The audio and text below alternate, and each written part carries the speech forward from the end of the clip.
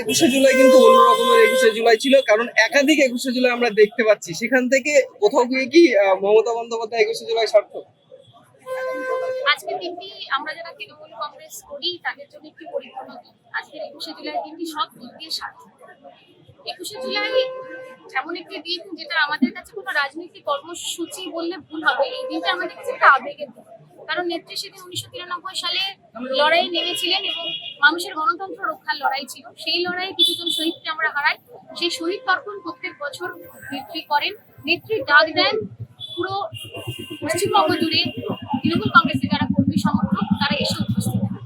তো আজকের 21শে জুলাই এখন আমরা ক্ষমতায় নেই, অন্য একটা দল এসছে রাজ্যের ক্ষমতায়, কিন্তু আজকের 21শে জুলাই এই যে এত কর্মী সমাগম, তার পেছনে কিন্তু অনেক লড়াই রয়েছে। আজকের দিনে আসার জন্য তাদের অনেক বাধা অতিক্রম করে আসতে হয়েছে। কর্মীদের ভয় দেখানো হয়েছে, তাদেরকে হুমকি দেওয়া হয়েছে, জায়গায় জায়গায় গাড়ি আটকানো হয়েছে, ট্রেন থেকে নামিয়ে দেওয়া হয়েছে। আমি কালীগঞ্জ বিধানসভা থেকে আসি, কালীগঞ্জ থেকে আমি সকাল থেকে অনেকগুলো ফোন পেয়েছি। গাইঘাটে আমাদের আটকানো হয়েছে, ব্যারাকপুরের আগে গাড়ি ভাঙচুর করা হয়েছে। এই ঘটনাগুলো ঘটেছে। আমি স্যালিউট জানাবো যে আজকে নেত্রীর ডাকে এত কর্মী যারা এসছেন, তাদেরকে কর্মী বললে ভুল হবে, তারা কিন্তু আমাদের সৈনিক।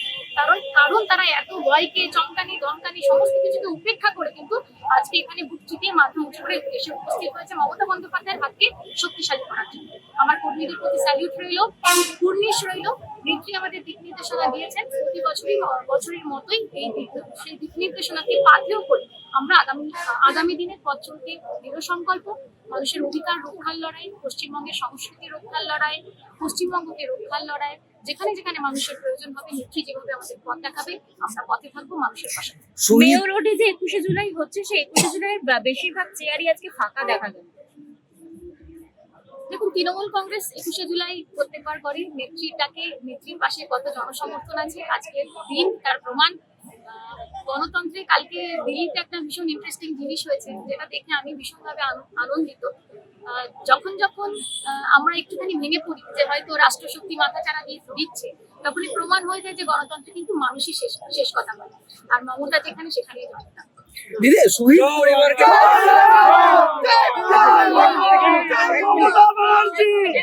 মুখ্যমন্ত্রী শুভেন্দু অধিকারী শহীদ পরিবারদের উদ্দেশ্যে তিনি বলেছিলেন আরো একবার এফআইআর করতে পারে। তারপর বিভিন্ন কংগ্রেস থেকে শুরু করে ঋতব্রত তৃণমূল থেকে শুরু করে এই আপনাদের তরফ থেকেও শহীদ পরিবারকে ইনভিটেশন গিয়েছিল এবং আপনাদের স্টেজে শহীদ পরিবার দেখলাম। কি বলবেন এই বিষয়ে? এটা তো আজকের কর্মসূচি নয়। যবে থেকে 1993 সালের পর থেকে নেত্রী প্রতি বছরই ডাক দেন এবং শহীদ পরিবার এসে দাঁড়ায়, এবং নেত্রীর লড়াই ছিল মানুষের গণতন্ত্র রক্ষার লড়াই, এবং সেই লড়াইয়ে কিন্তু নেত্রী ছিলেন মমতা বন্দ্যোপাধ্যায়। শহীদরা এসছেন, আমরা তাদের দলের নেতারা বফাদার হলো না, শহীদ পরিবাররা কিন্তু ঠিকই এই মঞ্চে এলো। কি বলবেন? দেখুন, এটুকুই বলা, যারা আজকে বাংলার মাটিকে, বাংলার মানুষের আবেগকে, যারা একটা নির্দিষ্ট দিক নিয়ে মানুষকে ভোট দিয়েছিল যে বিজেপির বিরুদ্ধে লড়াই করবে, তো সেটাকে পেছনে ফিরে যারা অন্যদিকে গেছে, কি আর বলবো, মানুষ তার বিচার।